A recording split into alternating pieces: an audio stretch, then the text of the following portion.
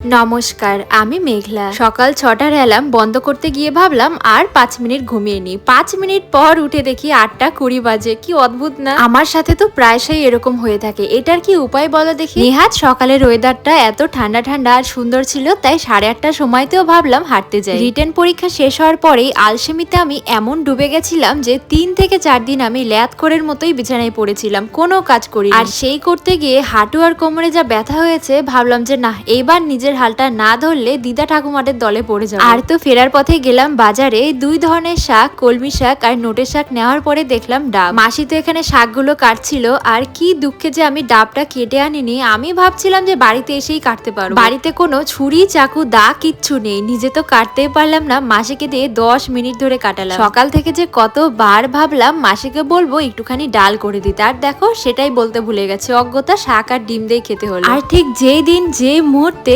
যখনই বাইরে ঝমঝম করে বৃষ্টি পড়ে, আমারও মনে পড়ে নাচের ভিডিও এই বৃষ্টিতেই করব। সবার আগে যে ফোনটায় গান বাজবে সেই ফোনটা ভালো করে প্লাস্টিকে মুড়ে তারপরে সেটা একটা ভালো জায়গায় ছাতার নিচে রাখলাম। এর আগেও বৃষ্টির মধ্যে নাচের ভিডিও শুট করেছিলাম, সেই দিনও এরকম ভাবেই ফোনটা রেখেছিলাম। সেই দিন কিচ্ছু হয়নি, আর আজকে কি হলো জানি না, আমার ফোনে জল ঢুকে গেছে। প্রথমে তো চার্জই হতে যাচ্ছিল না, আমার বেশ ভয় লাগছিল। তারপরে তো ঠাকুর ঠাকুর করে যাই হোক ফোনটা এখন চলছে। বৃষ্টি যেন কমে না যায়, আমাকে তাড়াতাড়ি শাড়ি খুঁজে পড়তে হবে, এই চেষ্টা চালাতে গিয়ে দেখো কি অবস্থা। আরাধ্যা, পৌলুমি, নুসরাত, তোমাদের সকলকে ধন্যবাদ। তো চলো, রাধে রাধে।